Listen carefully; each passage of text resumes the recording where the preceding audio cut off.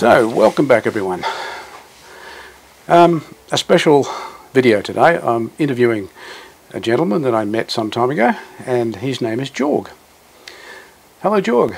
Hi, how are you, Cliff? Not bad. Good thanks, to Jorg. see you again. Same here. I really appreciate you doing this.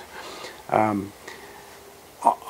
am fascinated by your... Well, first off, I better let the people know our relationship. I've known Jorg for many years. He runs a business called Family Music Studio, and he trains lots of students. Well, you explain in your words. And well, we have 3 studios, and we teach piano, guitar, and keyboard music theory. Yep. We've got about 140 students Wow. per week at the moment. Yep. And we've got other teachers helping us as well. My background has been in music, coming from Vienna, Austria. Well, this is what I wanted to. This is what I wanted to explore, your history. So, we'll come back to the music studio in a minute. In a minute. Yeah. So let's go way back. So you were born in Austria. In Austria in 1937. Right. Yep. And I sort of my schooling happened during the World War. Yeah, I wondered about that. I could tell a lot of stories about my experiences at that time. Well, to be honest with you, that's something I want to explore with you at a later date. Yeah, not with this video. We're going to keep this reasonably short, but that's something if you're happy to do, we would do multiple videos on different things. Yeah, would you? I'm happy. Okay, that'd be great to do that. Okay. For you. So obviously you were born in 1937, and yeah, so went to school. A very condensed idea of what happened with your history. Well, my father and his brothers had a series of restaurants, one of the beer gardens. Oh, wow. in Brata. And as a teenager, as I grew up, my father wanted me to complete the hotel restaurant management course, because Yeah, like dads always want to have the son, and I was the eldest of 4. Yep. And to take over the restaurant business. Yeah. I did some work that was after the war, in 1946-47.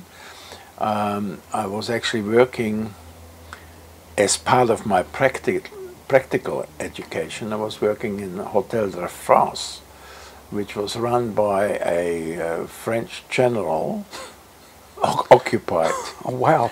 And so I learned a little bit of French there very quickly. But all the words we're not supposed to learn, the first ones you learn. But I didn't enjoy the restaurant business because everybody at that time of my life was smoking. Yeah. And you walk into a bar, you wouldn't see from one end to the other. And so I said, no, I'm not going to. I've completed my certificate, but I said, look, I'm not going to work in this industry. Teenagers, girls came around, and at that time, ballroom dancing was very popular. Because of Vienna, the Viennese waltz and all of that. And so I started dancing, and then somebody suggested that I've got the talent to do this professional. So I went 3 years through the education of ballroom dancing, Latin American and old time. I had to do a little bit of ballet, which was part of the curriculum, so I qualified for that. And at that time, army service in Austria was compulsory. So I had to do my army before I could get a job, because the employer, when you look at an interview, they say, have you done your army yet? So I did my army, and that was a great experience, because the discipline you learn, the responsibility and the team effort, it was a good thing. And I was fit as a fiddle at that time. Best ever. But I wanted to see the world. I wanted to get away from restaurant business, and so I watched at one time a in a movie there was a commercial of kangaroos and beaches and stuff. So how old were you then when you saw this? I would have been about 20, Okay. Yep. 20, 22. Yep. Can't remember everything. I remember when 1939, when Austria was annexed. Yeah. Yep. And I remember clearly my father had me on the shoulder, gave me a little swastika flag to wave when the process, when they came in. But I still remember it was a very emotional experience. I can imagine. Yeah. But anyway, go back to my elder times. But so I got some yellow pages, and I applied to different places in Australia as a dance director. I got a response from Melbourne, from quite a famous international group, and so they sponsored me. What was the name of that group? You might have asked. Arthur Murray. Oh, you're kidding? Murray. Oh, that's everyone knows that. Learn dancing in a hurry. Yeah. Wow. Okay. And so I was dance director, and there was 13 teachers there with me, and so that was a fantastic experience. I can imagine. Yeah. But I was still in a flat, and that was another interesting experience. How helpful people can be. I earned £13.10 or something per week, which would have been about $27 of that time, and it was in a block of flats in St Kilda. Okay, yeah. And there was a little gentleman who owned 3 of those blocks. Yeah. And we started chatting, and he says, "Oh, do you want to get the rent free?" And I said, "Well, that'll be good help," because it was £8.10. So half my wages, half right? Half the wages, yeah. Half the wages. And I said, "Yeah, what do I have to do?" "Well, you know, see, these 3 blocks of flats, they're mine. Could you look after the gardens?" Oh, wow. So I went to Kevin Dennis Motors, which was really, in retrospect, not the best. You younger people will not understand this, but Kevin Dennis, let's say the Trump of cars in Australia. But yeah, so I went to him, and I got an old Volkswagen bus, and a couple of tools, and a wheelbarrow, and off we went. That's the way it went. So that was a good start. And then I wanted to buy a home, and went to a display home, Jennings, A.V. Jennings. Yes, They were really great at the time. Well, my house is an A.V. Jennings house. Yeah. They're still nice and solid. They're still absolutely. standing. Yeah. So there was a display in Nehru Court in Glen Waverley. Yep. And there was one place I really liked, and I said, "I want to buy this one." Yep. And you had to wait 6 months before they closed the display. Yeah. They had curtains, carpets, lights, everything in it. And believe it or not, house and land, $15,300. Yeah, but let's put that into perspective. Your wage at the time. Yeah, of course. Yeah, I mean, of course. It's sort of. But yeah. So it was well worth. But that was the thing. But going on dancing, I met my wife. Yep. She was actually one of my students. The Oh, worst thing you can do, right? Yep. So Yep. eventually got to the point where it got serious, and had to resign because it was not within the policy. I'm with you. To fraternize with, with students, obvious. But I fell in love, and well, that was the end of my dancing. Okay. I had to go somewhere else. And so is that how you transitioned to music? No, but music, I had music in Austria. My mum was my first teacher. Right. And then I did some sessions with the Augustine Chapel in Vienna, learning organ and piano. Yeah. my father used to play the violin, so it was the Christmas, how can I say, with the real Christmas tree, with real candles, beautiful I can imagine. aroma. And so music was sort of, and in the primary school, we did go once a month. We went to the concert hall to listen to all the symphony, philharmonics. The other alternate months we would go see the opera, Verdi, Puccini, Rossini. Oh wow! And all life, Yeah, okay. life. Yeah. So music has been with me. It was sort of ingrained. It was part of your life. Totally yeah. ingrained. Yeah. But then I had to find income. Yeah. So I went to the music store. Then was Allen's and Brushes. Oh God, yeah. Powerful, large corporation at the time. Basically, again, for you young people, the JB Hi-Fi of the day. Yeah, Yeah. yeah, it was. And I remember one of the directors who I was responsible to, he said, "Jorg, I hear you're a musician." And I said, "Yeah, I play music." He says, "Look, I've got this thing from Japan. It's called an organ. Can you do something with that?" So it's really funny when I think back that time. Here I was sitting in Chetson Shopping Centre, which was very small at the time, was in its early stages, sitting in front with this organ and trying to do something with it. And people would stop, and suddenly we would sell dozens and dozens of organs. Oh wow! And so the director, Ron Williams, I think he passed now, it's a long time ago, he said, "Jorg, why would you want to take over? We're going to open a wholesale division of this. Would you like to control the sales and marketing of that?"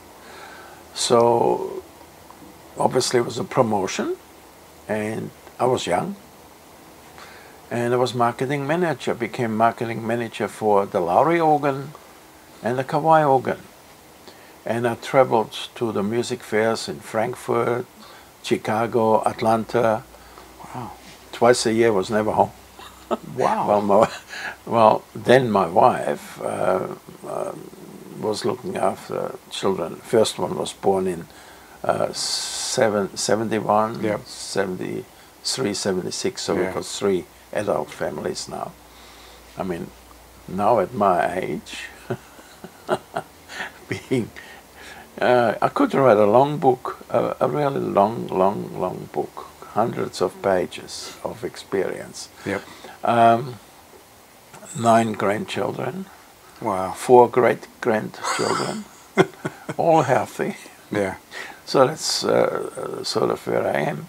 But also, because when you get to that point, marketing, national, international, you feel you're on top of the world. You can do it all by yourself. Yep. And so we opened a store in Forest Hill Shopping Centre. Yep. And that was called Family Music Centre. Ah, I wondered where the name came from. Okay. Yeah, so I kept that. And that was in the time where interest rates went from nothing to 18%. Tell me about it. We were on 18% at one stage. Yep. Yeah. And so I had a mortgage on the house. Yep. And I just invested in the music store. Yeah. And interest rates have gone through the roof. It's the age-old problem. You go out on your own, you start a business, and then it's like the universe says, no, we're going to make this hard for you. And it was hard, because we had 17 teachers there. Yeah. We had 10 studios with 530 students. And we taught everything, drums and singing and violin and everything. But unfortunately, then on top of it, Forest Hill Shopping Centre was sort of half demolished, and nobody came. And the money still needed to be paid. So we lost everything at that point in time. And I think it was a very expensive lesson. Yeah, I can imagine.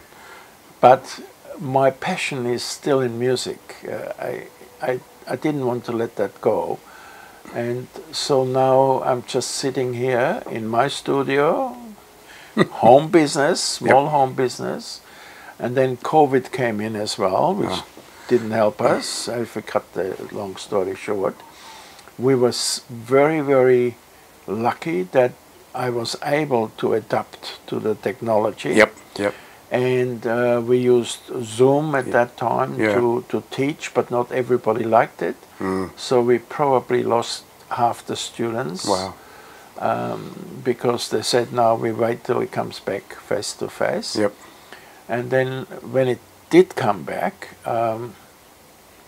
we built it up again. And we now got about 140 students. Well, that was my next question. So you basically got back to where you were pre-COVID. Correct, yeah. That's good. Yeah, lucky enough. So that brings us to today, and that brings us to family music. So your passion is music, obviously. I mean, I've heard you play at the concerts. I get the impression you also get a lot of pleasure out of watching the children. Well, not just children, but do you adults as well? Do you train adults? Yes, I've got actually about 5 or 6 adults. So the reason, what the question really is, I get the impression you get a lot of pleasure out of seeing your students, no matter what age they are, learn and grow. I think that is the satisfaction I get, apart from my own music I play, is to see students come 6 years old and grow up to their exams and accomplish music and do well in school. And this is the other thing I wanted to lead into, because I remember at one stage I was working at Monash University, and I was talking to a professor there who was both mathematics and music. He had passions in both. And he told me something that I didn't realise, and I've since read elsewhere, that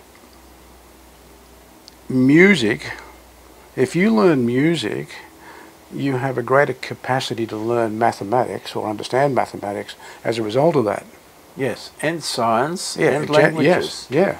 Because if you picture, the student looks at a piece of paper in front and translates that music not only into left and right hand, but individual fingers in the left and right, then orally verifies what of course he's seen while he's already listening, reading the next lot. So it does rewire the brain, which does help the logic and the emotion to work together much better. So that's proven. So we're getting a bit off track here, but this is something that fascinates me. So music should almost be a compulsory subject in primary school, going right through. Ideally so. As a benefit to society. Of course. But naturally governments are not, sorry, I'm probably off the record. No, it doesn't matter. Hey, governments want the population not to be too smart. That's a common problem with all governments. That's not a bad comment. So music programs, if you want an effective music program in Australia, you need to go to a good private school, or do your own study privately, and then continue in university to accomplish higher grades. We work with the Australian Music Examination Board, which is the most respected body. Works with Melbourne University, and they come out to us once a year to do exams for the students. I'm with you. We feel about half the students do exams. The others just want to enjoy music. They don't want the pressure of exams. See, this is the thing. When I was 16, I tried to learn the violin. I tried to learn the clarinet, and I was an abject failure. But I found as life went on that I really enjoyed music, and especially orchestrations. And I was fascinated by scores, movie scores. And I got to the point where I could identify the musical director, the creator for that music for specific films. I could tell you literally who wrote the film, the score for that film based on just something that I've, you know, and so what I'm saying is I think music can be enjoyed in a lot of ways, not necessarily by playing, but also by just listening and, yeah. Anyway. Yeah, well, there's another aspect of it. Music is an emotional balance. Is it ever? Right? I know if I had a stressful day with different students not doing their homework, I would sit there after the lessons and play, and suddenly it's all fresh. Yeah. They did research in the States that's going back probably now nearly 30 years, where they researched a spectrum of families, and they found that wherever music was actively participated in the home, there was no drug problem. Yeah. Yeah, that's saying where something. there was only television, there was all sorts of escapes. No, I understand what you're saying. No, that makes a lot of sense. I've come to understand this, as I said, even though I found it difficult to learn to play music, as I've grown older, I've learned to understand that music is extremely powerful, especially from what you've just, as an emotional balance. Yeah, well, it's just an emotional experience. Yeah. It's fascinating. So I'm going to have to wind this up soon, but so what? It's your 87th birthday tomorrow? Yes. Wow. So what do you? My wife still tells me to grow up. So my last question. So, do you intend just to keep doing this until your last days? Yes. Yes. Yes. Yeah. As long I breathe and healthy, good on you. I will do it. Good because on you. I also believe that by teaching music, that you are sharing something which the student has for the rest of their life. Yep. And so, yes, I'm passionate about it. Jorg, thank you very much for doing this interview. I really appreciate it. Thank you. And, thank you very much, Cliff. And to everyone back who was watching this, thank you for watching, and until the next video, see you later.